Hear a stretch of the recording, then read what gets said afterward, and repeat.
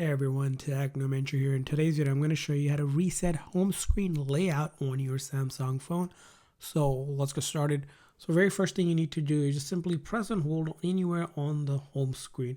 And that's going to put you in the edit mode. And we're going to go ahead and click on settings. This will take you straight to your home screen settings. Now from your home screen settings, you're going to scroll down a little bit further and click on about home screen.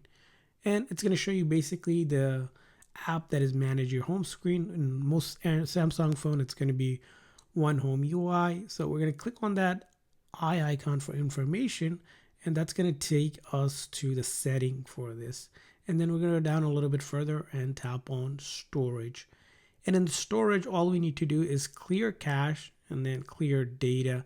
And this will essentially reset all of our home screen layouts. So if I do clear cache and clear data, you can go back to the home screen, and as you can see here, it has been now changed from what you might have seen. So that's how you change it and reset it. I hope this video was helpful, so please consider the like and subscribe button for more tips and tricks, and thanks for watching.